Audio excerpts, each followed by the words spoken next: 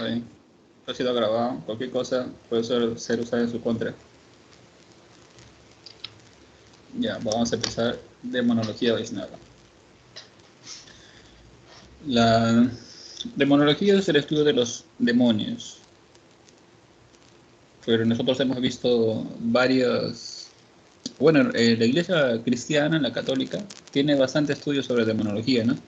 Incluso tiene oraciones para contrarrestar a ciertos demonios.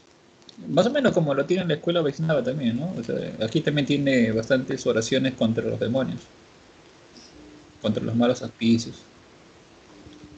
Pero Particularmente. una oración para sacar un demonio del cuerpo de otro es algo como que no, No hay exorcismo, Prabhu. no hay exorcismo, ¿no? El exorcismo es diferente, ¿no? Es exorcismo a través de penitencias, ¿no? Digamos. Bueno, aquí este es el demonio, ¿cómo se llama? Hiranyaksa,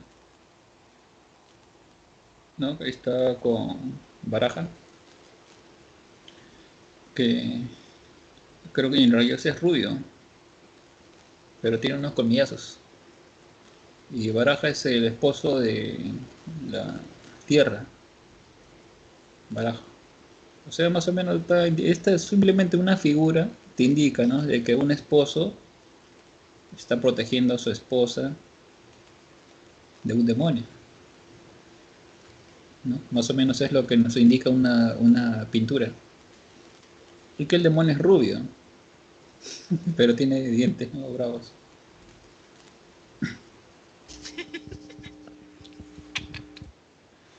No, Prabhupada ha dicho muchas veces, ¿no? De que en realidad un demonio no lo vas a descubrir con la vista, sino por sus acciones. O sea, hay dos cosas, ¿no? A un estúpido no se le conoce por la vista, sino cuando empieza a hablar. Y a un demonio tampoco por la vista, sino cuando empieza a actuar, ¿no? Por sus acciones.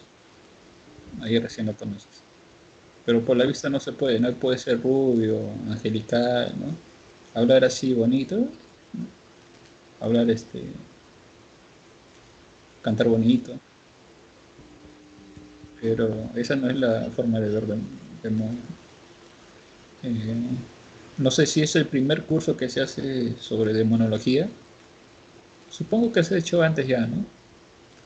Acá en ISKCON. Hablar sobre demonios, pero no sé, parece que este, se necesita hablar mucho de esto. Pero no vamos a hablar ahorita de Iran Jackson, vamos a basarnos de un libro de Bhaktisiddhanta Sarasvati. Bhaktisiddhanta Sarasvati escribió algunos artículos sobre demonios y los explica así a profundidad.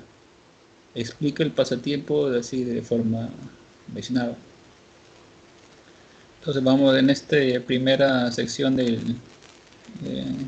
curso.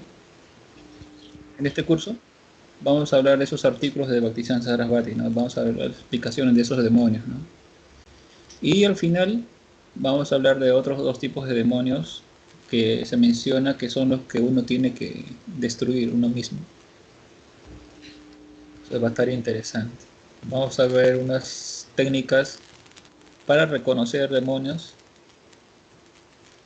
unas técnicas para entender su propósito y para estar atentos de que en realidad no es algo que no está pasando, ¿no?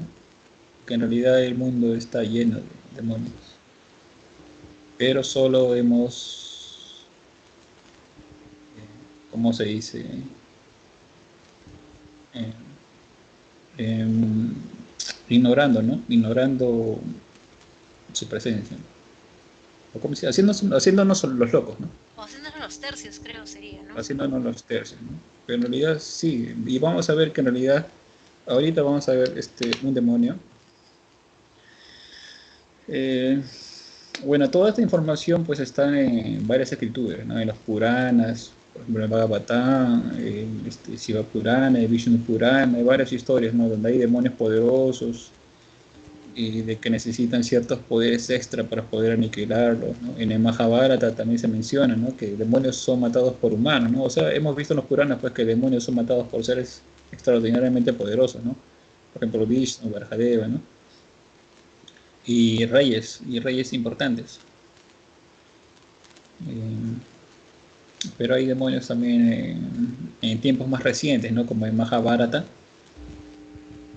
que también tienen poderes místicos y yoicos, que tienen aeroplanos, mucho descripción. Y también en los Upanishads hay unos Upanishads donde hablan sobre los demonios, por ejemplo, y más o menos relatan cómo es su idiosincrasia, se puede decir, su forma de pensar. Por ejemplo, hay una instancia donde un sabio tiene una entrevista con Indra y con un demonio. Entonces el Indra le dice al sabio, ¿qué es el alma? Y el demonio también le dice al sabio, ¿qué es el alma? Y el sabio le dice, mira al espejo, mírate al espejo y lo que ves es el alma. Entonces Indra y el demonio se fueron al espejo, ¿no? A sus casas, ¿no? Pero ¿cuál es la diferencia de los dos?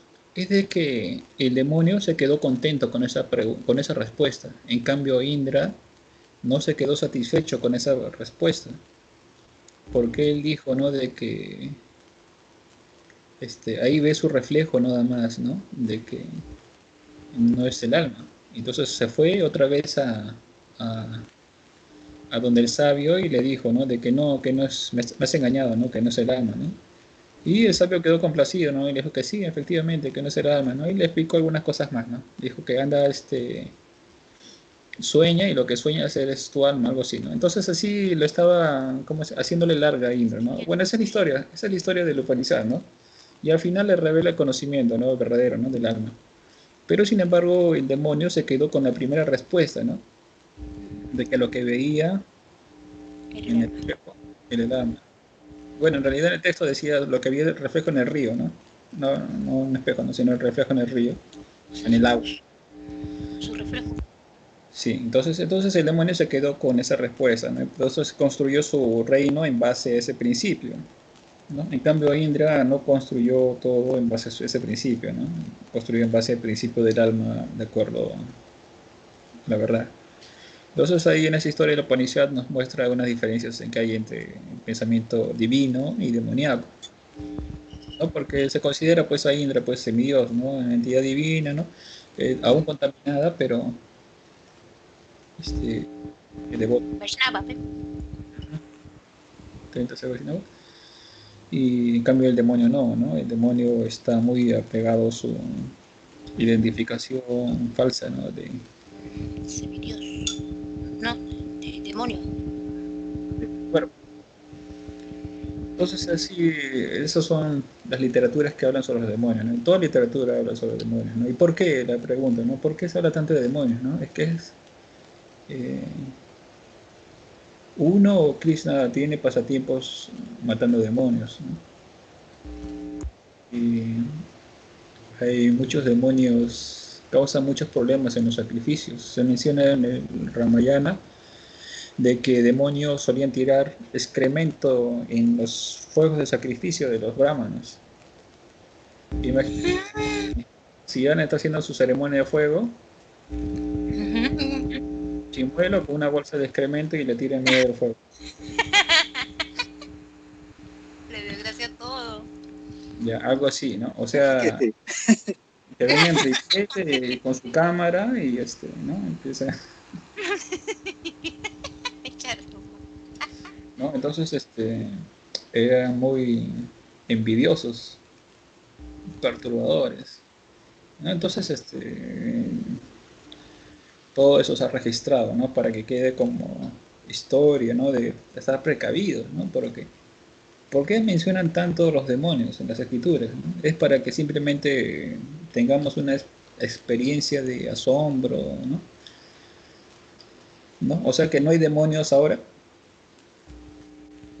O sea, en la época de Védica hubo miles de demonios, y cuando en la época donde estaban semidioses y todo, y ahora que no hay nadie, no hay ningún demonio, Y ahora que hay harto, somos sudras, como no va a haber. ¿no? Entonces estas son cosas de que tenemos que tener conciencia, ¿no? De que las escrituras nos muestran una realidad de que no ha cambiado, sino se ha vuelto más cruda en realidad, ¿no? Y de la gente en realidad por algunos efectos psicológicos ignora o trata de ignorarlos.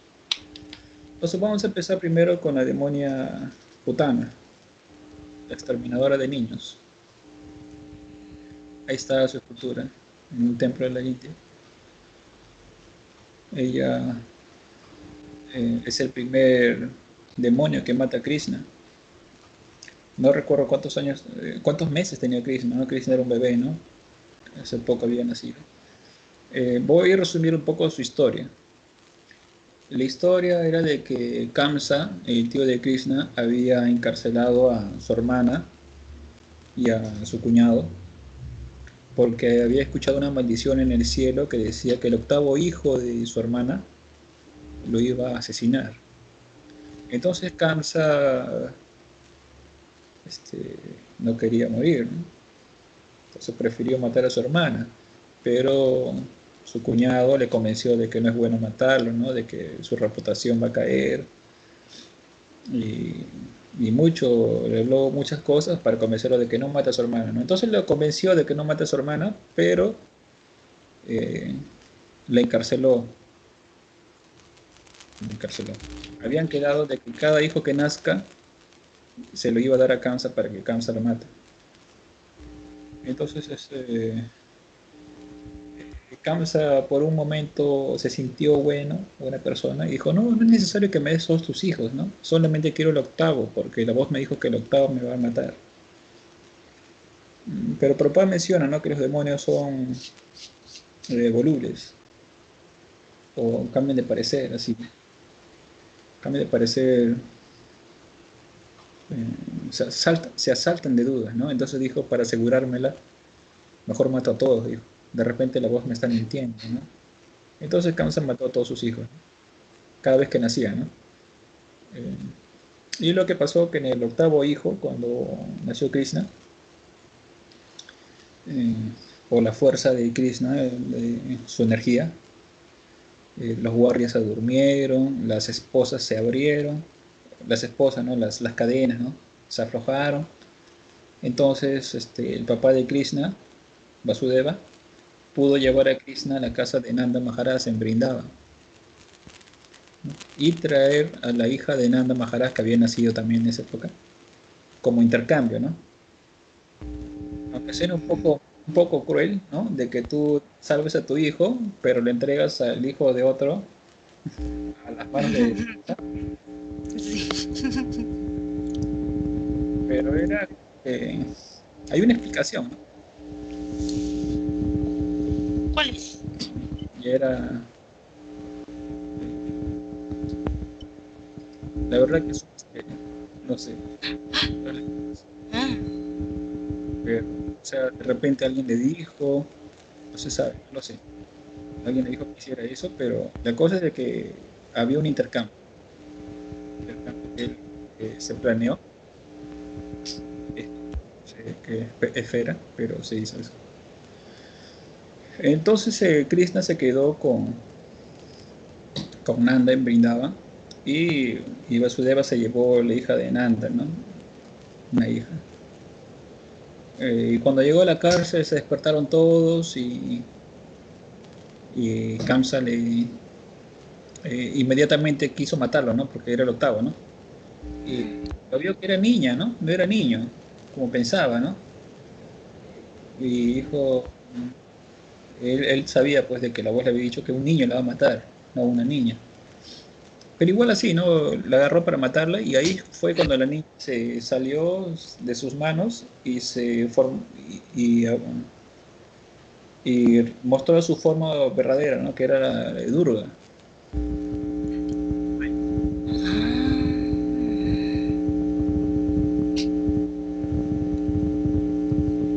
Pero una magia. ¿al igual? Y le dijo, ¿no? Le advirtió, deja de matar niños porque tu destino ya está hecho. Ya no mates niños. Le advirtió.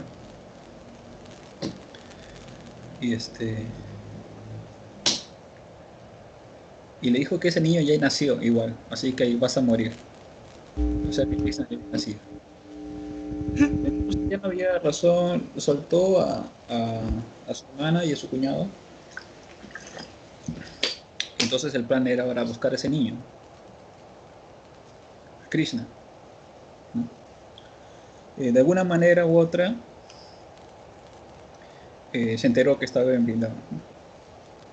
Posiblemente fue porque dejó salir a Vasudeva, ¿no? Y Vasudeva fue a Vrindavan, ¿no? Y eso está escrito en un Purana, ¿no? De que va a Vrindavan a visitar a Nanda y le dice a Nanda de que tiene que pagar sus tributos a Kamsa. Entonces, Nanda se va, ¿no? Se va de Vrindavan a Mathura a pagar sus tributos. Entonces fue en ese interín donde Nanda no estaba en casa, de que Putana llega a Vrindavan. Putana llega a Vrindavan como una mujer hermosa, aunque ella era una bruja. Era una bruja que ya tenía antecedentes de haber matado niños. Era su especialidad. El plan era de que ella iba a ponerse veneno en los pechos y hacer que Krishna los tome y lo mate, así envenenado. Entonces, Putana tomó la forma de Una nodriza. una nodriza muy bella, ¿no? Una nodriza muy bella, adornada, ¿no? Y entró directamente a la casa, ¿no? Sin pedir permiso a nadie, directo a la cuna, directo, así. Todos quedaron viendo asombrados porque era muy hermosa, no pensaban que tenía malas intenciones. Incluso Yasoda, la mamá de Krishna, la mamá adoptiva de Krishna, no vio ningún mal en ella, ¿no? Y dejó que se acercara a la cuna de Krishna. Entonces Krishna, pues, ya sabía quién era, ¿no? Ya sabía quién era, cuál era su plan. Y entonces Putana lo acarició un poco, lo puso entre sus regazos y cuando le estaba dando un poco de su pecho para que tome, ¿no? Krishna le apretó el pecho con su mano, fuerte. Y Putana empezó a gritar. Y luego Krishna chupó uno de sus pechos. Y la succión fue tanto de que la dejó sin vida, ¿no? Murió. La mató. Como más o menos como uno de los primeros casos de te falta el aire, como en el coronavirus. ¿Cómo se dice cuando te falta el aire? ¿Te asfixias? Disnea. Disnea, creo. Coronavirus, cuando el síntoma de que te hace faltar el aire. Disnea, creo que yo. Disnea, creo que yo. Ahí está Benja. Bravo. Bravo.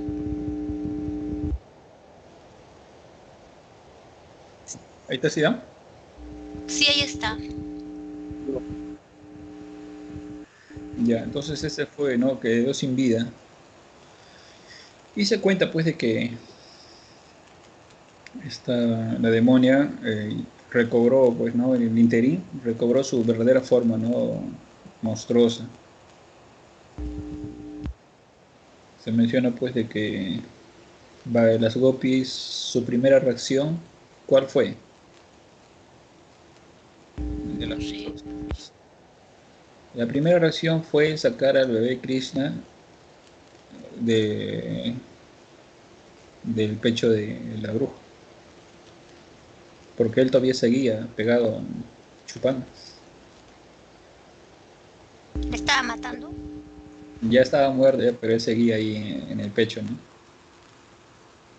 Entonces la primera reacción que hicieron las brujas, perdón, Las copies. las gopis, fue sacarlo de ahí, sacarlo. O sea, apenas reconocieron al demonio, pues actuaron conforme, ¿no? Sin temor, aunque era una figura espantosa, ¿no? Grande. Imagínate tú acercarte a un monstruo de 10 metros, ¿no? Más o menos esa es la idea que nos dan, ¿no? Ujú. Tienes que perder el miedo y hacerlo. Es como entrar en una casa con peligrosa. Ya, bueno, esa es la historia pues de Pután que se menciona en las escrituras. Se llama Putanabada, en la sección que habla sobre Putana. Solila.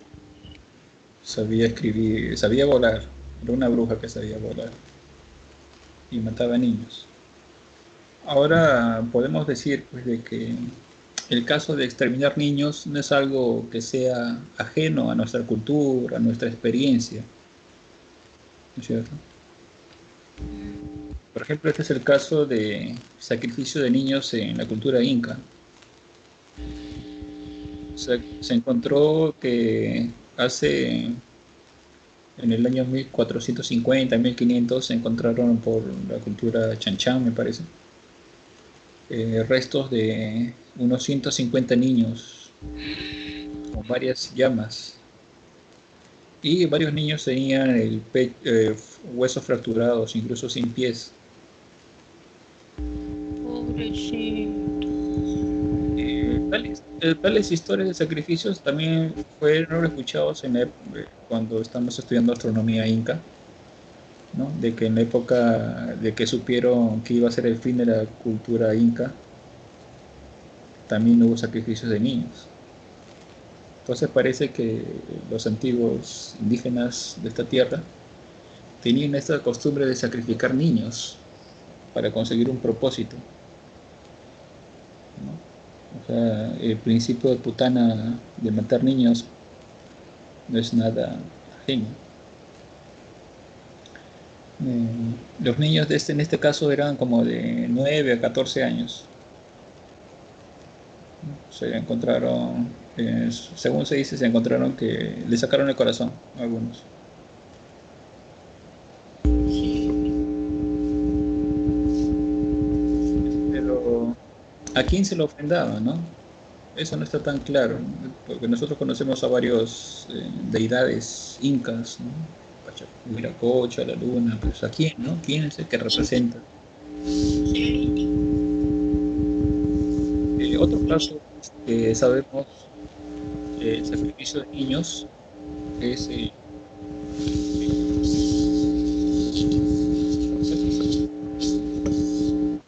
un demonio, sí, Igual. todavía está, escúchalo bien, Qué loco. escucha fuerte, ya. Entonces Moloch era un demonio de que se le sacrificaba a niños. Eso está en la Biblia, ¿no? En la Biblia se cuenta, ¿no? De que esas tribus paganas, ¿no? Sacrificaban a niños ante Moloch, el demonio, una representación del demonio. ¿Con qué fin? Eso está, es por producción, ¿no? Por producción. Según se dice que los de Chanchán hicieron sacrificios por aviones aquí, algo así, ¿no? Puede ser por fenómeno de niños, ¿no? ¿Qué será? Pero en este caso era también, ¿no? Por producción, porque haga fertilidad, ¿no? Entonces sacrificaban a niños, ¿no? Puede ser también porque era una excusa loca para no mantenerlos, ¿no? Que sería la explicación más razonable, ¿no? Que simplemente no querían mantener a sus hijos porque tenían un cierto pensamiento, ¿no? Relajado y inventaron esto, ¿no? Para deshacerse de los hijos y tener la conciencia, entre comillas, tranquila. Otros casos un poco más recientes, ¿no? Son el tráfico de órganos en Uganda, ¿no? Que también es un sacrificio de niños. Son niños que son siendo vendidos o, o secuestrados. En Lima también hubo casos sobre eso, ¿no? Para traficar con los órganos. Eso también es un sacrificio de niños para ciertos fines.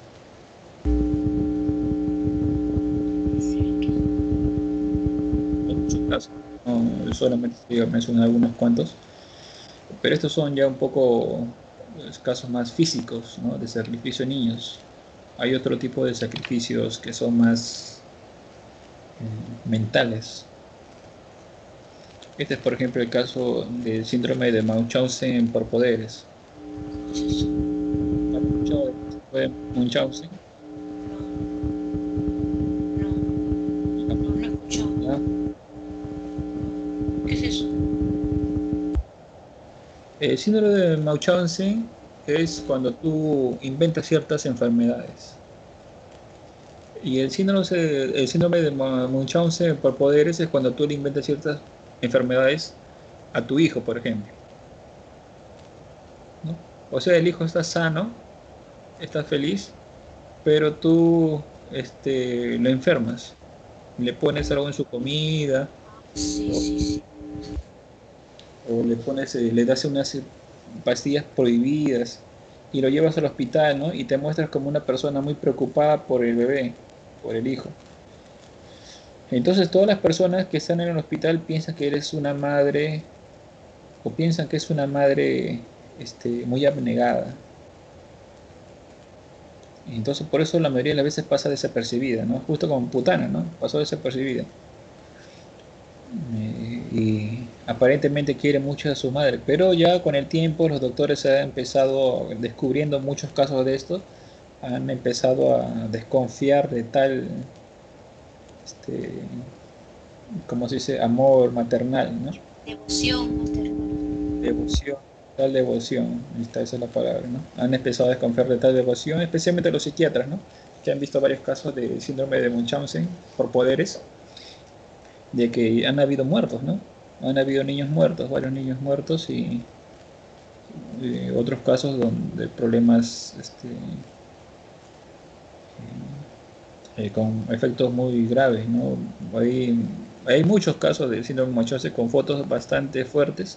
Aquí estoy poniendo solamente un caso más conocido de una señora que se llama Didi y su hija se llama Bitsy. Bitsy. Y creer que tenía leucemia, problemas gastrointestinales, de que le hacía comer con sondas, aunque no tenía ninguna de esas enfermedades. Y la chica creció así por varios años.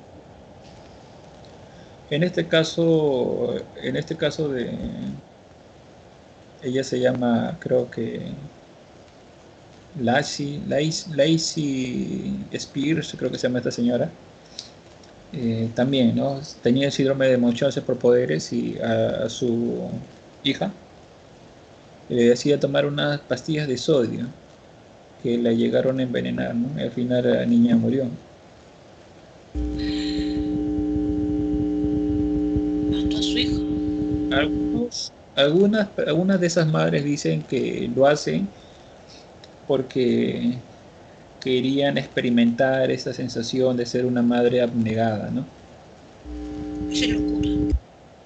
Y otras dicen pues de que querían tener la atención de la gente, ¿no? Que el reconocimiento social de ser una madre abnegada, una madre devota. Entonces esos son problemas psicológicos, pero también existen Psiquiátricos. psiquiátricos y esos son también un sacrificio de niños, ¿no? Y tiene mucha relación con lo que hacía Putana, ¿no?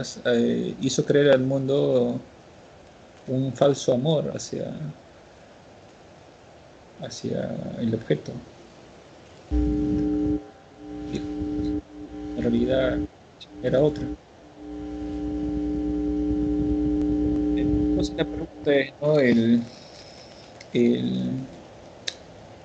Putanavada, o sea, la historia de Putana, ¿tiene que ver con estos casos? Bueno, hay muchos casos, ¿no? Por ejemplo, de Pizzagate han escuchado, ¿no? Que últimamente de una Pedofilia. isla de pedófilos.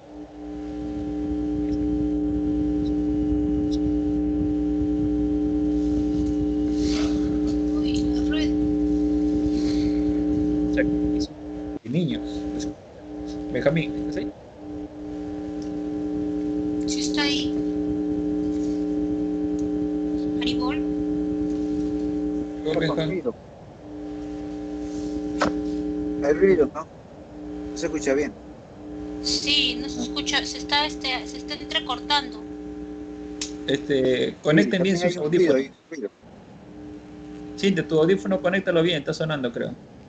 No, nada.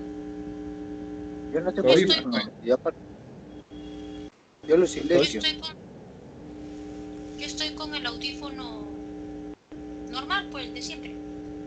Sí, parece que es tu audífono. Tu audífono de Cintia. A ver, voy a poner el mote. Ya ves, ahí paró, ¿ves? Ah, ya, es mi frigider. Ah, así. Y entonces, Suena ahí, ¿ves? Suena frigider, ¿ves? y entonces tapa tus manos para que no entre el ruido. Ya, entonces voy a poner mote. Ya. Pero interven cuando sea necesario. Listo, bravo. Ya. Entonces, hay muchos casos de explotación de niños. Pero ¿se refiere esto, la historia de Putana? ¿Se refiere a estos casos? Entonces, eh, es una pregunta. En realidad no se refiere exactamente a estos casos de la historia de Putana, ¿no? No se refiere a la explotación, al sacrificio de niños de esta manera. Que esto más bien es un reflejo de la verdadera explotación de niños, que vamos a verlo ahora. Bhaktivinoda Thakur menciona de que Putana representa el Dusta Guru. El Dusta significa el malo, el guru malo, el guru falso, el bogus. Ese es el Dusta Guru. Hay una entrevista que le hacen a Prabhupada, ¿no? Que le dice, ¿qué pasa cuando se tiene un guru malo, ¿no? Cuando se conoce a un guru malo. Y Prabhupada dice, no hay guru malo. Si es malo, no es guru, ¿no? Si es guru, no es malo. Y explica, ¿no? De que quién es verdaderamente un guru. Entonces, Bhaktivinoda Thakur menciona de que el primer paso, el primer obstáculo que debemos vencer es esto, el, ¿cómo se dice? El rechazar este Dusta Guru, ¿no? Este guru falso, pseudo guru, pseudo maestro espiritual. Pero la pregunta viene, ¿no? ¿Quién es un pseudo maestro espiritual? ¿No? No sabemos muy bien. Hay muchos gurus, ¿no? ¿Cómo podemos saber tanto quién es eh, Dusta Guru? Prabhupada nos habló de varios tipos de gurus, ¿no? Por ejemplo, el Diksha Guru, el Shiksha Guru, el Vardhana Guru, el guru que te indica dónde está Dios por primera vez. También hay un Tirtha Guru, ¿no se han escuchado? Tirtha Guru. El Tirtha Guru es el guru que te lleva al templo, ¿no? Por ejemplo, a Siddham, ¿no? Alguien te lleva al templo para hacer puyari. Y ese es tu Tirtha Guru, ¿no? Ah, Cierto. la persona que lo llevó al templo a Prabhu Siridan. No, el que te llama para hacer puyari. Entonces es tu Tirtha Guru, ¿no? Porque te está llevando al templo para que tú hagas adoración, ¿no? Pero dice, ¿no? Que si te cobra, entonces ya no, ¿no? Si te cobra de alguna manera, Ya no ya no, ya no. Ya no, ya eso es un negocio, ¿no? Es un negocio. O sea, dice, no. Entonces hay varios tipos de gurus, ¿no? Tirtha Guru, Shiksha Guru, el guru del corazón, ¿no? Eh, Vardhana Guru, que fue como la mamá de Dhruva Maharaj, que le dijo, ¿no? Cuando le preguntó, ¿dónde está Dios? Y la mamá de Dhruva Maharaj le dijo, ah, Dios está en el bosque. Y por esa instrucción, la mamá de Dhruva se volvió su Vardhana Guru. porque le dio la primera instrucción, ¿no? Otra Brahmana Guru es la prostituta Chintamani, ¿no? De que a un Vaishnava le dijo, un Vaishnava que estaba obsesionado con ella, ¿no? Que llegó a su casa en plena tormenta, dijo, ¿no? Y le dijo la prostituta, si fueras así este, si hicieras eso por Krishna, dijo, ¿no? Nada más le dijo eso. Y por esa instrucción le cambió la vida, ¿no? A este Vaishnava, ¿no? Y es que era un brahmana, y le cambió la vida y se volvió un devoto puro. Y Chintamani se volvió su guru, su brahmana guru. Y en su libro, la dedicatoria se la hizo a ella, en la primera página, ¿no? Le dedicó un libro a ella. Entonces, como vemos, hay varios tipos de gurú. El gurú del corazón, que es Vishnu mismo, y, y su representación externa, también, gurú.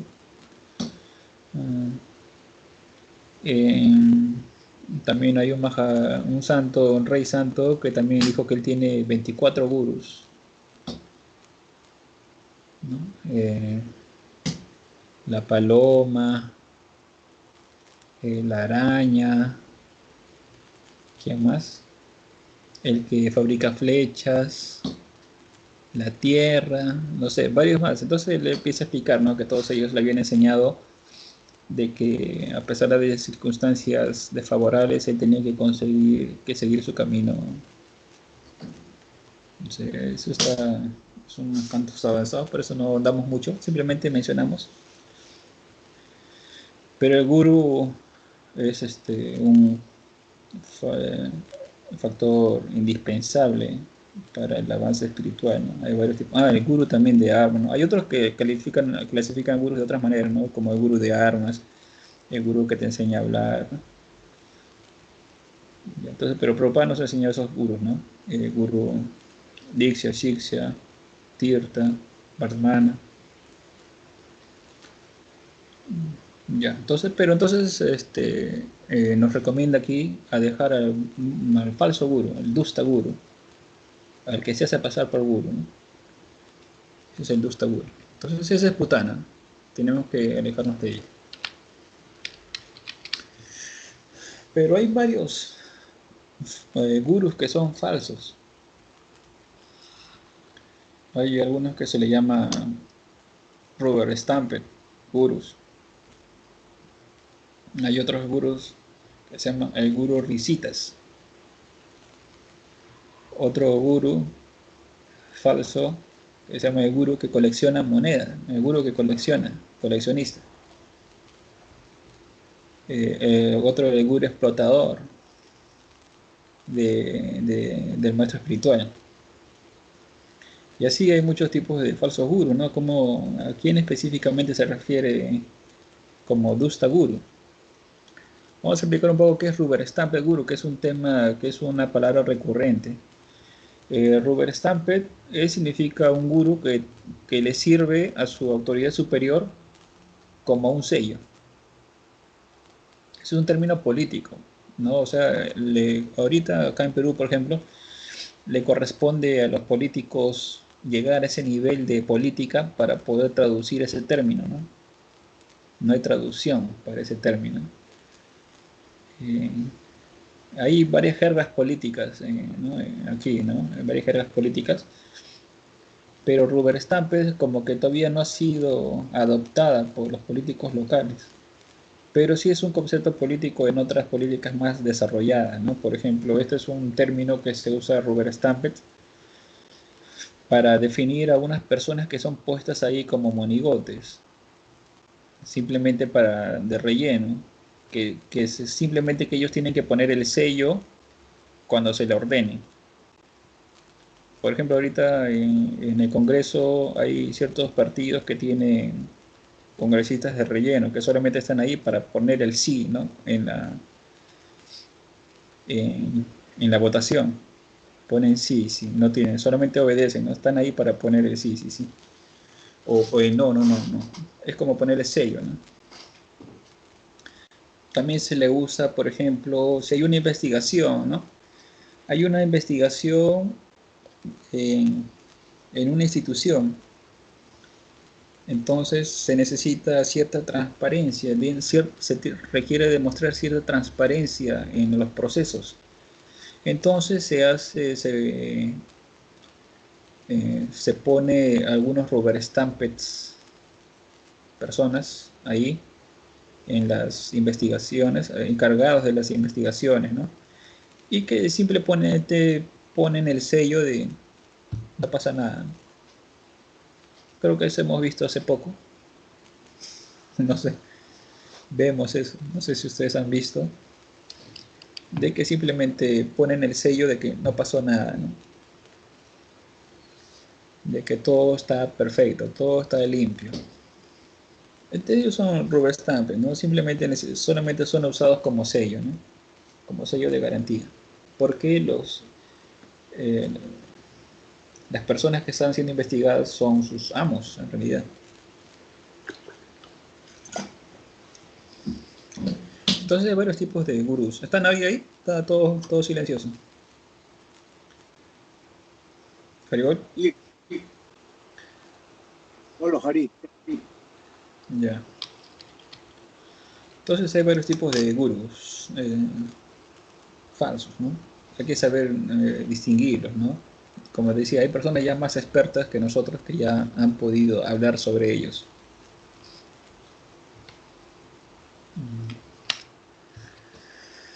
Pero el principio para reconocer un gurú fidedigno, bona fide gurú, es, es el principio de que nadie puede comprender a Dios. Si uno entiende este principio, ya prácticamente 50, o sea, el 80% de la tarea ya está hecha. Porque ¿qué significa que nadie puede comprender a Dios? Nosotros vemos en muchas escrituras védicas que dicen, ¿no? Ni los sabios pueden comprender a Dios, ni Narada Muni puede comprender a Dios, ni Brahma con sus 4 cabezas puede comprender a Dios, ni Brahma de 1000 cabezas puede comprender a Dios completamente, ¿no? Ni los Siddhas, ni Charanas, nadie puede comprender. ¿Qué significa eso? A ver, Cintia, a ver si dan. Por Cintia, Benjamín. Es que como Dios es inconmensurable, nadie lo puede entender. Claro, claro, nadie lo puede entender. Y ¿quién lo puede entender? Solamente él. Él se puede entender. Entonces, ¿qué significa también de que nadie puede comprender a Dios?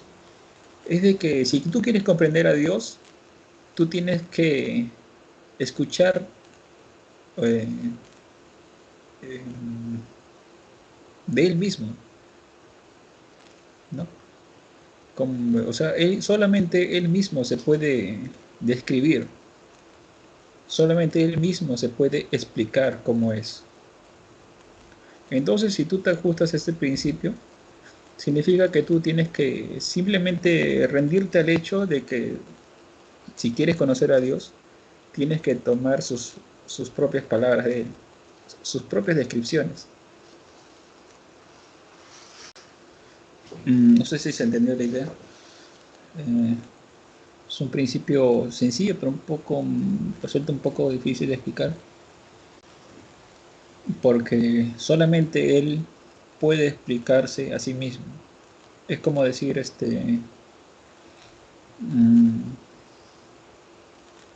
digamos que hay un artista de cine va a un hotel, ¿no? Y, y ahí quieren saber qué desayuno le van a traer. Entonces, ¿qué hacen, no? Les preguntan, ¿no? ¿Qué cosa quieren al artista? Y él responde. Prácticamente los empleados se han rendido a lo que él diga. Si le traen algo que no ha dicho, pues no lo satisfacen. Al menos que especule, ¿no? Pero puede tardar muchos millones de años para saber, para acertar, ¿no? Te puedes equivocar también. Bueno, la cosa es de que las propias palabras de Krishna son las que lo describen a él, las únicas que pueden describirlo, él, o sea que lo están describiendo, ¿no? Entonces por eso los maestros espirituales se dicen, ¿no? Que solamente repiten lo, lo que ha dicho Krishna. eh, eh, Repiten lo que ha dicho Krishna, es- ¿no? Porque solamente él lo puede comprender. Entonces, ellos no están inventando nada. Como otro puede decirlo, a ver, tienes que aceptar solamente, la única fuente eh, para comprender a Dios es el mismo Dios, o sea, él se puede describir, él solamente se puede explicar, porque nadie lo puede comprender, ¿no? Solamente él. Entonces Prabhupada explica, ¿no? Que el guru es ese, ¿no? Es ese de que solamente habla de Dios, pero de la forma autorizada, o sea, que viene del propio Dios. O sea, que está repitiendo las mismas descripciones que Dios ha hecho sobre él. Ese es el guru. Y también aquel que vuelve devotos a la gente mediante el proceso, ¿no? de la era. Por ejemplo, en Kali Yuga, ¿cuál es el proceso? El canto congregacional. El proceso no es hacer yoga místico. Entonces ese es un guru de acuerdo a Prabhupada, ¿no? Él aquel que habla de Dios de la manera autorizada y de que vuelve a la gente devotos de Dios. O sea, son dos cosas, ¿no? Conocerlo y amarlo. Conocerlo, como hemos explicado, se refiere, ¿no? De que irse al propio Dios para conocerlo.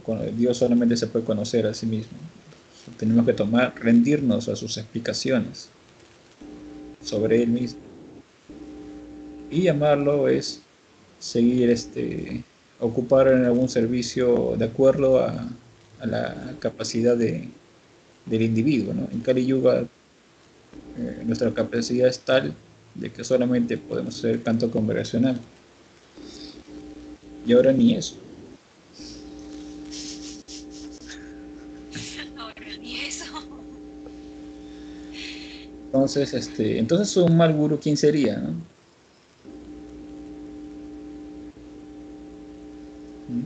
Un mal guru, pues, sería, pues, de acuerdo a eso, ¿no? Aquel de Que un te dusta sigue. guru, aquel, pues, de que describa a Dios de la forma que no está en las escrituras, que no ha sido dicho por Dios. Y aquel que ocupa a la gente que no están de acuerdo a sus capacidades. O sea, que los ocupan en un servicio devocional, pero que no han sido bien capacitadas para ello.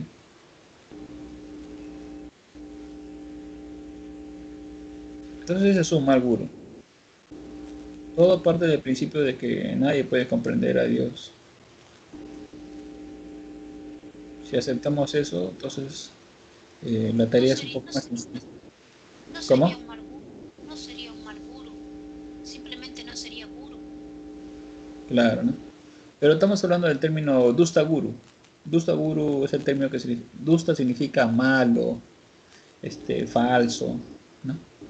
Guru, ¿no? Ah, ya me perdí esa partecita porque se me apagó la internet.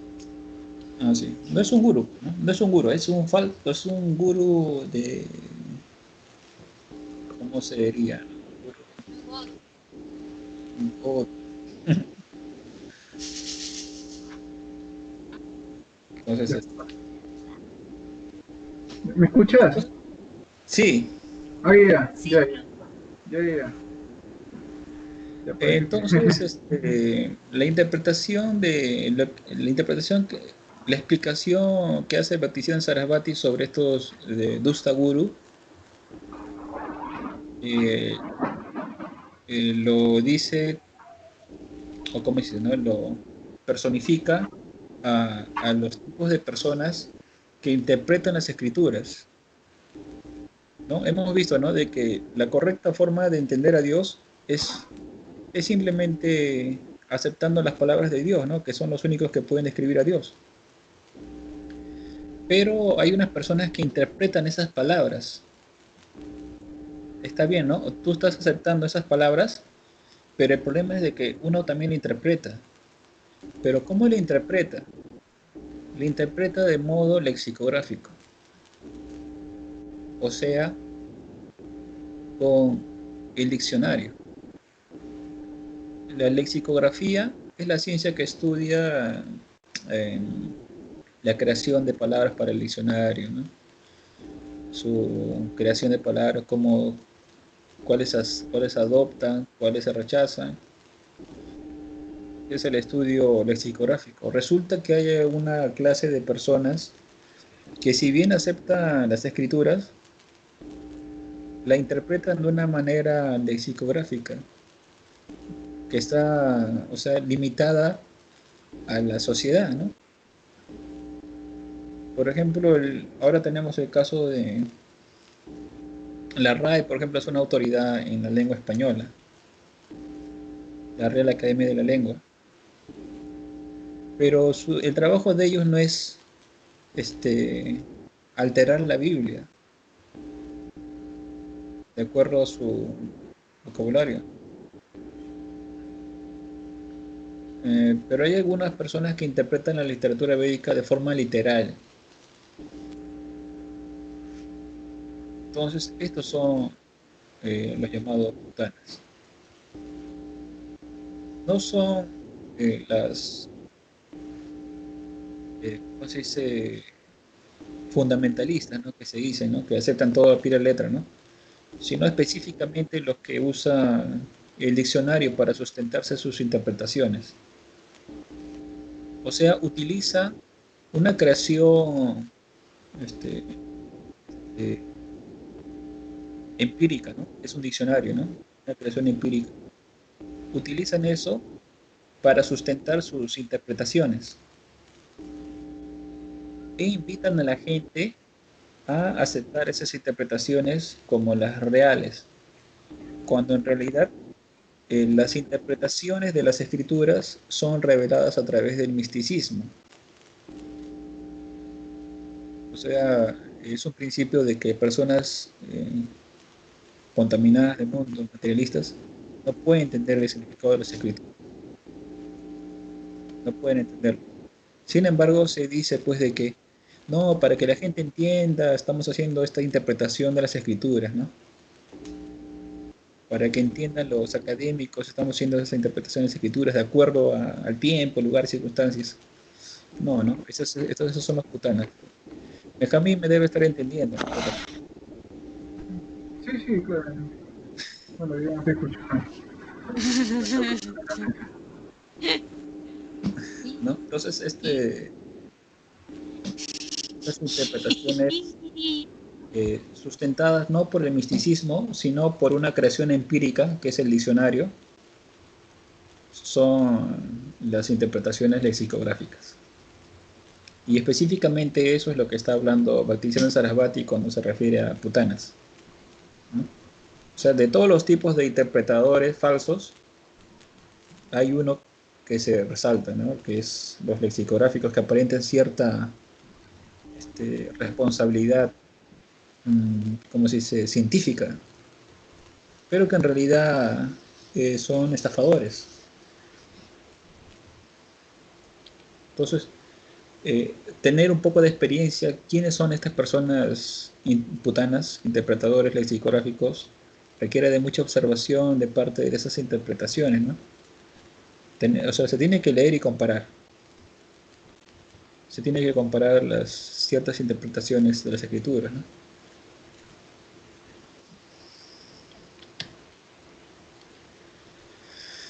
Pero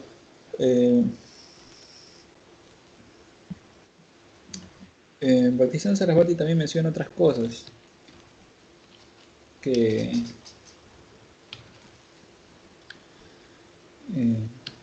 las iglesias establecidas son en realidad eh, enemigas de la verdad. Bhaktisiddhanta Sarasvati explica de que Kamsa representa el empirismo y del que empirismo, tal como Kamsa, cuando ve inmediatamente resurgir un poco de comprensión, interés por la comprensión espiritual pura, es cuando empieza a enviar sus emisarios a socavar ese interés. Entonces él dice, ¿no?, que en realidad el empirismo es un enemigo de la trascendencia, que la trascendencia es lo único que puede hacer menguar el empirismo. Entonces, como decíamos, ¿no?, las escrituras te dan un significado trascendental. Por eso no puede ser, no puede haber un método mecánico para encontrar ese significado trascendental, sino que desciende a través del misticismo y con una actitud de escuchar, como se dice, sumisamente. Una pregunta, más bien, ¿qué significa entender a través del misticismo? ¿A qué te refieres con eso? Ya, o sea, las personas que ya han trascendido el mundo Ajá, material ya, pueden tener acceso a esos significados esotéricos, ya. ¿no? No es que algo mecánico de que tú tienes que ir a este curso, y se revela, ¿no? Ya, pero solamente citando lo que dicen las personas que han entendido ese significado, se puede transmitir, Ya. O sea, ¿no? cuando ya están, o sea, Si es, uno sí puede tener acceso así a otras dimensiones, algo así, ¿no? Como por decirlo. puedes tener acceso pues a la trascendencia, ¿no? Incluso Por eso sí, sí, claro. puedes tener acceso a la trascendencia, pero por parte pues de esas personas que han tenido acceso al verdadero significado, no al significado de los lexicográficos, ¿no? De que usa el diccionario, los usos comunes, la tradición, ¿no?, para interpretar las escrituras,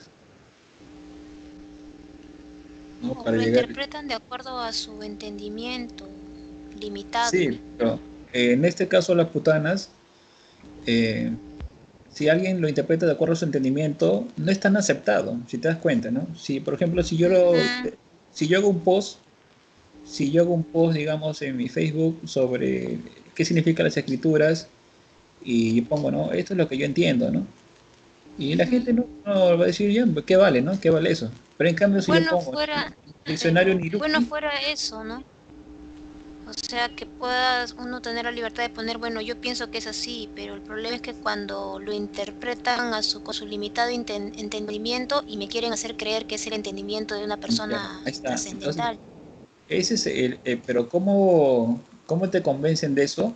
Es porque ponen al lado cierta autoridad, entre comillas, científica, como es el diccionario. Ujú. En realidad todo se reduce pues a un diccionario, ¿no? En un diccionario, digamos, en la literatura védica está el Nirukti, un diccionario que te dice qué significan las palabras, ¿no? Entonces, a base de esa autoridad, tú ya puedes decir de que esta no es una interpretación antojadiza, sino que está Ujú. basada en esta autoridad, pero que es también sujeta a errores, ¿no? No es un diccionario. Pero la Claro. gente obvia eso, ¿no? La gente acepta esas interpretaciones como más válidas. Como Putana, ¿no? Que se hizo pasar como una Ahí es el nodriza, problema. como se hizo pasar por una nodriza, pero Ujú. que eh, no científica, pero no era así. Entonces hace pasar esa interpretación como superior, pero en realidad no es así, ¿no? Es también, está sustentada por hipótesis. Entonces hay casos, por ejemplo, yo he escuchado, ¿no?, de que este, si alguien dicen, por ejemplo, de mm, eh, que Radharani practicó brujería, Se pasaron, ¿no? ¿no? Entonces eso se basa porque ellos vieron un texto, ¿no? De que hay ciertos, un brebaje que le dio, ¿no? A Krishna, y de que viendo en el diccionario, ¿no? ¿Qué significa brujería, ¿no? Atraer, digamos. Entonces ahí empiezan a argumentar, ¿no? Ese es un invento. O sea, putana significa argumentar tu interpretación con hipótesis materiales. Entonces es un gran peligro porque hace pasar esa interpretación como algo muy serio, pero en realidad es un veneno. Y Bhattisiddhanta Sarasvati también habla sobre las iglesias establecidas en el mundo. Él tiene una cita que me ha gustado, que le he puesto aquí. Él dice: las iglesias siempre han probado ser los más férreos defensores de las formas más grotescas de mundanalidad, que incluso se encuentran que los peores criminales no eclesiásticos dan un paso atrás. O sea, que incluso criminales se atreven a hacer esas acciones que las iglesias establecidas, no solamente en la católica, lo hacen. Por ejemplo, en la época cristiana hubo una matanza de varios, digamos, ¿no? Los que no aceptaban la doctrina, ¿no?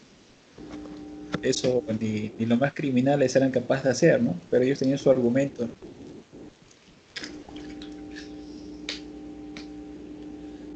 La matanza de animales también, ¿no? Es otras medidas de las iglesias que bastante cruel, ¿no? Que si digamos que esa decisión estuviera en manos de uno de los peores criminales de la tierra, según lo que dice Bhattisiddhanta Sarasvati, ese criminal dudaría de hacerlo. Pero sin embargo la iglesia, por ejemplo, no le tiembla la mano ¿no? En postular, ¿no? De que la matanza de animales está bien, ¿no? No le tiembla la mano, aunque se cometa mucha matanza, ¿no? Pero si a un criminal se le viera una imagen de todos los animales que morirían en el mundo, ¿no? Por su firma, ¿no? De que aceptamos esto, no lo haría. Entonces eso está diciendo, ¿no? Bhattisiddhanta Sarasvati, ¿no? De que en la historia siempre se ha visto esto, ¿no? Que las iglesias establecidas siempre han, han cometido actividades muy terribles, Sí, claro. incluso más que Por ejemplo, criminales. también el sodalicio también creo, ¿no? Sí, Claro, ese es el punto también, ¿no? De los violaciones. las O sea, pederastías. Sí, un criminal tendría reparos en proteger a los violadores. sí, pues, Pero vemos pues que las iglesias, con tal de mantenerse, han han tapado las maldades, ¿no? Con su manto de santidad, para que nadie diga nada.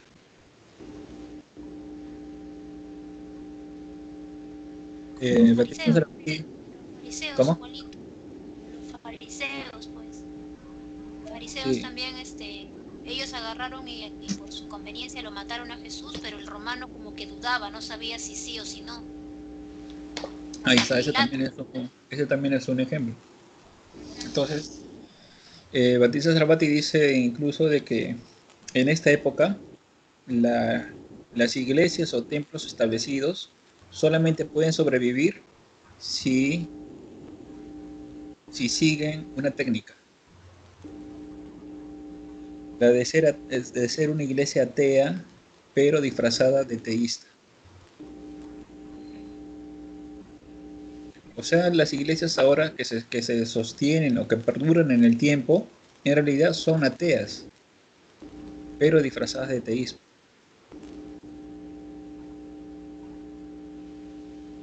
¿Por qué? Porque la sociedad en el mundo es atea, en realidad. Entonces, ¿cómo puede sobrevivir una verdadera religión teísta en medio de una religión atea, una sociedad atea? Imposible. Entonces, por eso las religiones establecidas son necesariamente ateas,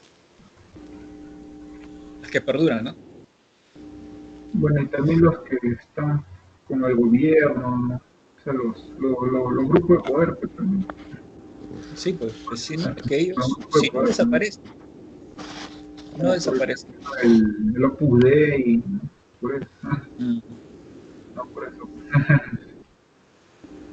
Entonces, Patriciano Sarasvati menciona más o menos algo que nos recuerda a la actividad de Putana, de que el bautismo de niños no solamente ocurre en la religión cristiana, la católica, ocurre también en otras religiones, pero eso es una forma de minar, el, ¿cómo se dice? ¿No? Limitar o, ¿cómo se dice? Tu libertad de elegir. Asegurarse, ¿no? Asegurarse desde que esta persona va a estar fiel a su doctrina, ¿no? Desde niños, incluso cuando no tengan voluntad de decidir, ¿no? Simplemente se aseguran de ya desde que niños están ahí ya con esa, ¿cómo se dice? Compromiso, ¿no? Con la iglesia. Le hacen comprometer a la iglesia desde niños, ¿no? O sea, le aseguran, porque si saben, porque si crecen, pueden, de alguna manera, mm, ser informados de otra realidad. Entonces se lo aseguran. Es como lo de Corea del Norte, ¿no? De Corea del Norte desde niños no tienen derecho a ver internet, nada, ni teléfono, nada, ni ver televisión. ¿Por qué? Porque no quiere que venga otro y le ensucie la mente, digamos, ¿no? Con la teoría de la democracia, ¿no? Con la, Libertad de expresión. claro. Entonces igual, ¿no? Entonces, esta es una técnica que está usando la iglesia ahora de asegurarse que los niños ya tengan un compromiso pesado con su religión respectiva, desde niños, ¿no? Sin ir muy lejos, nomás en Brinda los inician desde los 12 años. Bueno, en realidad la iniciación puede ser desde los 14 años, ¿no? Pero Pero no 14, está un niño preparado para iniciarse, pues. pero tan Un niño no, niño pues. a veces no Pero lo... ahí ha habido casos pues, de que niños, ¿no? Por ejemplo, que se inician en la cultura védica de niños. Claro, pero estamos hablando de otra gente, pues. Por acá no hay. Claro, entonces, No, es así. este es el principio de Putana, ¿no? El Putana es buscar a las mentes más tiernas como dicen, ¿no? Quitarle lo más posible la posibilidad de que él pueda conseguir la, la verdad.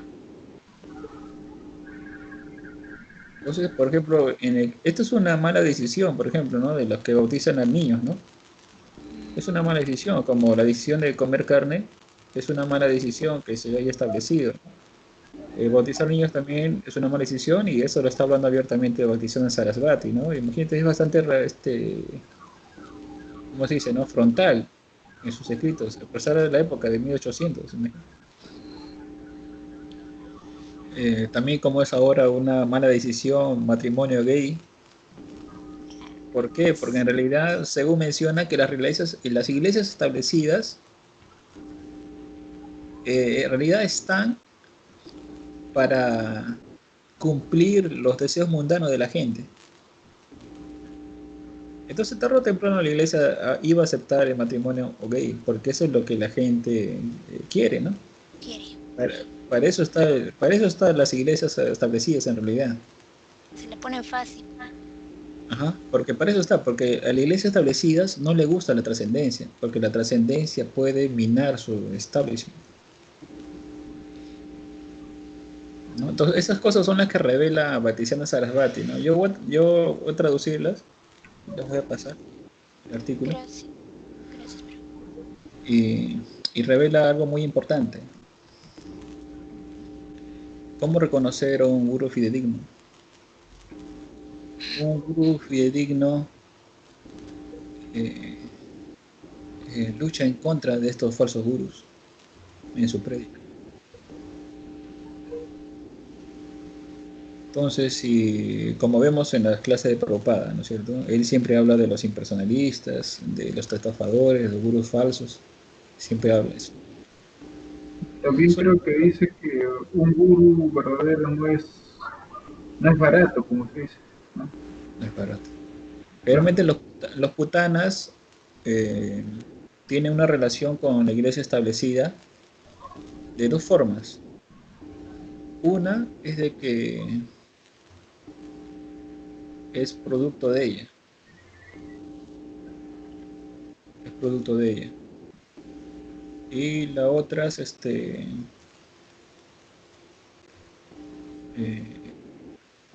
protegida por ella,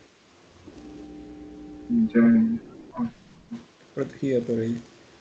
Entonces,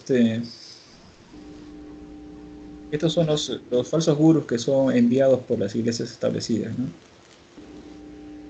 Estos son los que interpretan lexicográficamente las escrituras, ¿no? De alguna manera el bautismo ha sido aceptado porque la gente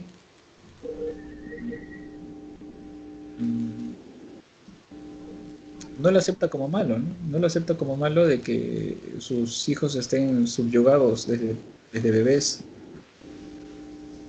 De alguna forma los han convencido. Entonces ese es el efecto de un mal gurú, ¿no? De que los convences y de que no puedes saber de que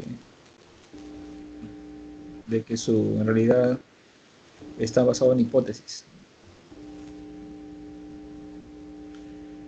Bueno, vamos a regresar a Putana, la histórica, Putana histórica.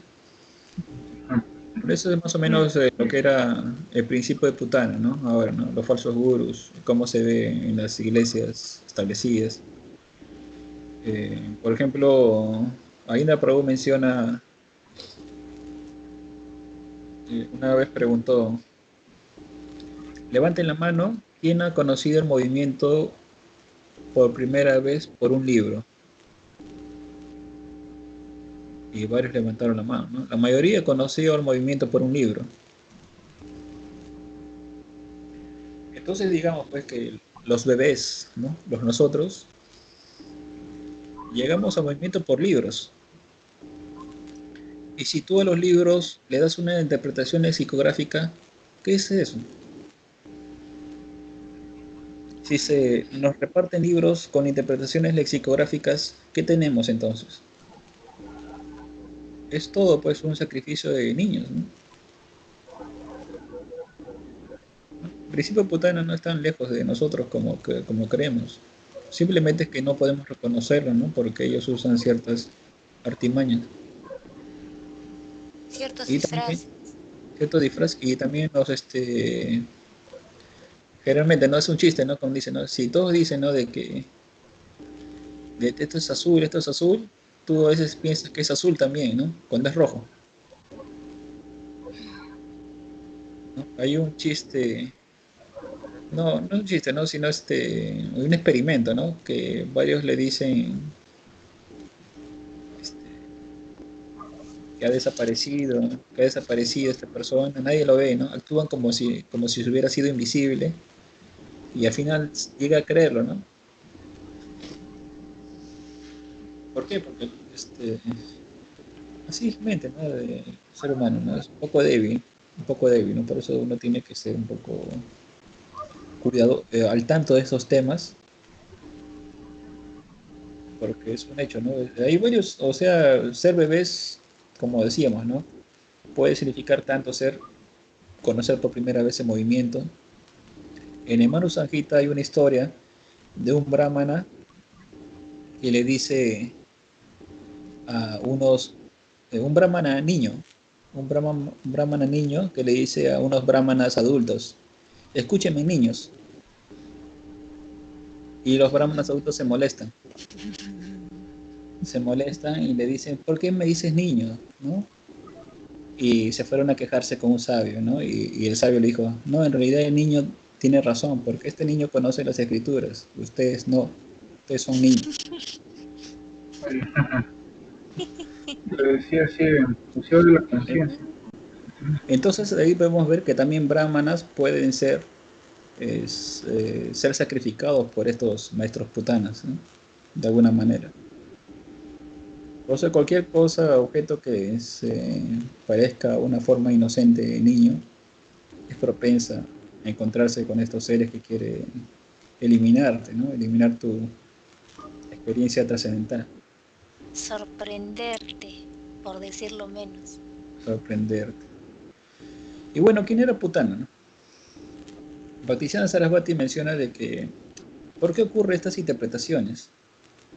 Él dice de que ocurre porque antes de que uno pueda encontrar a un maestro fidedigno, tiene que haber un entrenamiento, entrenamiento de sinceridad.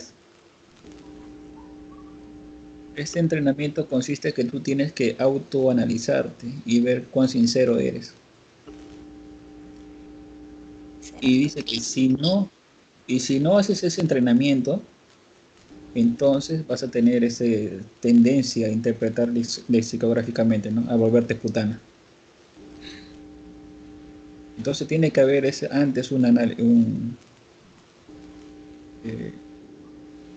sinceridad, autoanálisis. Es una etapa que no debe perderse. Entonces, ¿quién fuera Putana en su vida pasada? Putana, la interpretadora lexicográfica. Se cuenta en la historia, eso está en el Brahma Vaivarta Purana, de que cuando vino Vamana Deva al sacrificio de Bali, él era un brahmana pequeño, bonito, hermoso. Entonces la hija de Bali Maharaj quedó muy cautivada por este brahmana pequeño, enano, y le dijo, ¿cómo quisiera ser su madre para darle mi pecho de beber? Esta hija se llama Ratnamala. Entonces Ratnamala en su siguiente vida reencarnó como Putana. Por eso Krishna aceptó tomar su pecho para cumplir el deseo que tuvo Ratnamala. Entonces por eso también cuando murió Ratnamala, vinieron unas carrozas del cielo y se la llevaron a Goloka Vrindavan. Y en Goloka Vrindavan obtuvo el cuerpo de una nodriza de Krishna.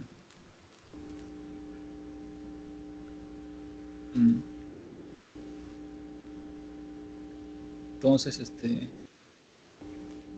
se menciona en las escrituras que tuvo la misma suerte que Yashoda. Entonces esto vino de Ranmala por un simple deseo, ¿no? Por eso, como se dice, ¿no? Si tú ves a Dios, ya se cumple tu deseo, ¿no? El más mínimo deseo, ¿no?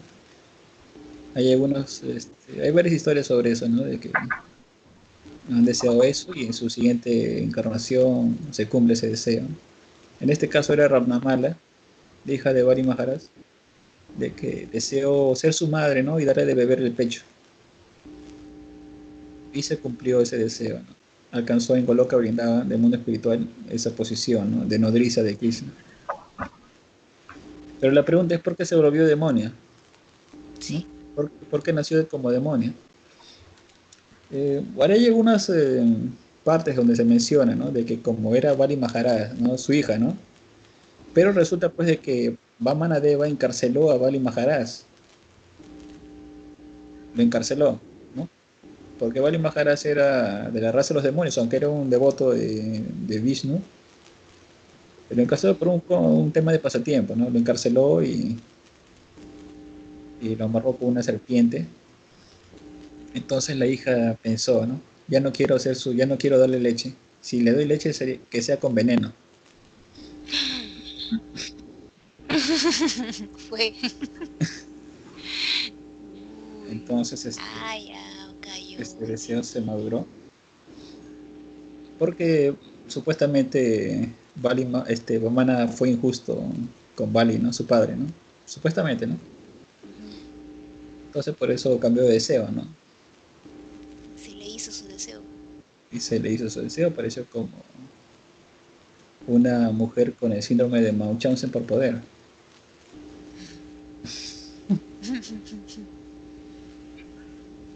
Entonces esta parte también tiene que ver con eso de ser sincero, ¿no? Ser sincero no es que tú desees dos cosas contrarias a la vez, ¿no?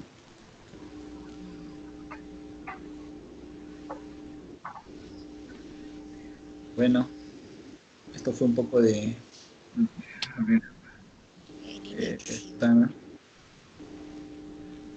Lo siguiente vamos a hablar un poco de Patsasura, el demonio becerro. Hay bastantes historias que dicen sobre el becerro de oro, ¿no?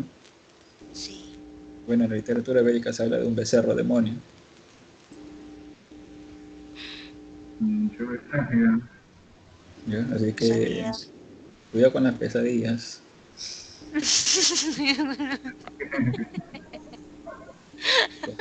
Muy bien. Una pregunta no hay nada, ¿no? Todo quedó claro, pero... Oye, una pregunta. Ahí está, ahí está. Escucha, Sí, Sí, no digo, ¿por qué en estos tiempos ya no se pueden ver demonios como en las eras pasadas? ¿Sabes? ya no se puede andar. ¿Cómo? sí se No digo, ven. bueno, ¿por qué no se pueden ver así al aire, así o sea, al aire Ya. libre, pues, ¿no? Otro tipo de demonios, ¿no? Como están en los Vedas, pues, ¿no? Que estamos más Allá ciegos, creo. con dientes, Sí, sí, claro. En ese caso. dientes largos, ¿no? Yo he visto una persona que era así, bastante espeluznante, ¿ah? Una vez, una vez estaba en el carro y Ajá. Ajá. y subió una persona y no era así como cualquier así ladrón, ¿no? Era bastante espeluznante y y me hizo recorrer porque así deben haber sido, ¿no? O sea, digamos, ¿no? En esta época las potencias de todo se reducen, ¿no?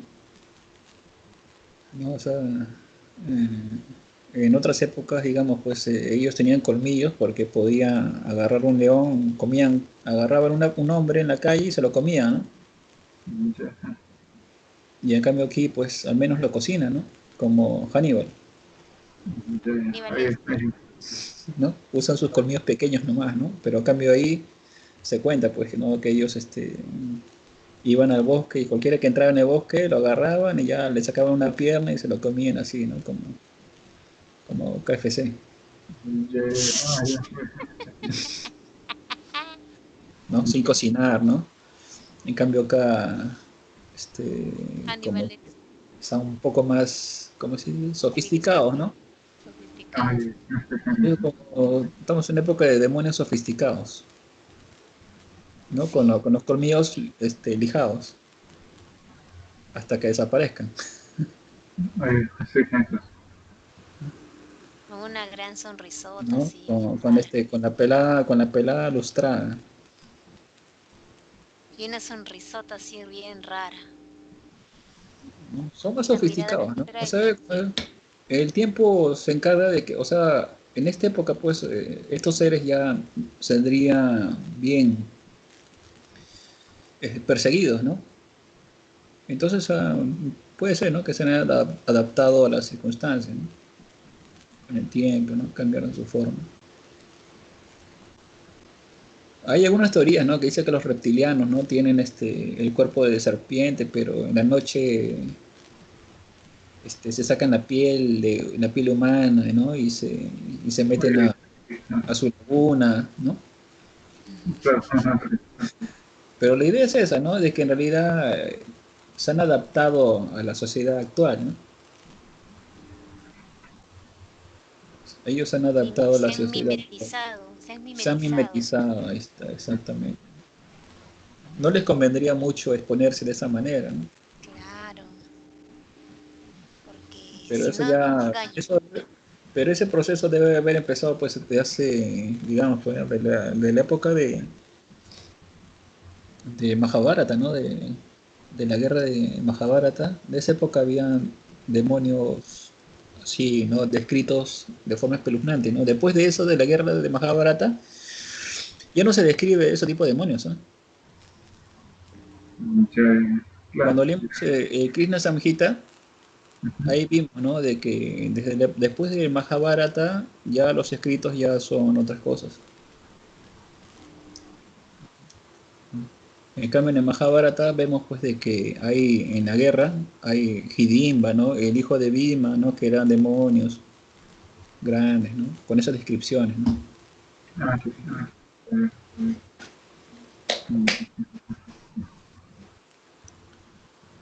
Mm. Bueno, eso nada más que eso. Bueno, Yo- ya, pero entonces, cuídense con los putanas. Ah, sí, sí, sí, claro. Hay que Estos estar días vas a atento, estar- estar atento. ¿Ah? No, dime, estos días vas a dar así como una separata, como lo hiciste como con los demás cursos. Sí, voy a dar una de putana, ¿no? De Bhaktisiddhanta Sarasvati. Ahí, Ya Unas traducciones. me falta un poco nomás, una traducción. Es que el problema es que el inglés de Bhaktisiddhanta Sarasvati es bien complejo. sí. Ah, Estoy sí, tratando de traducirlo de forma así, ¿no? ya, Un poco más Su ligera, ¿no? inglés, Para su como inglés que es científico, su sí, inglés es complicado, ¿no? es científico, Mm. claro, su pues inglés es sí, elevado. Entonces, él habla todas esas cosas que estoy hablando. Ahí van a ver, ¿no? He repetido más o menos lo que he dicho ahí, sobre las Como debe ser. iglesias establecidas. Ujú. ya, Bueno, pero ya, pues, ya. Haribol, Haribol. ahí, bueno, Hare Krishna Prabhu Haribol, Haribol, madre. Ariol, Haribol, Haribol, Ariol ya. con todo. Sí, Feliz. Haribol Prabhu, sí, sí. Hare Krishna. A Benjamín anda a dormir.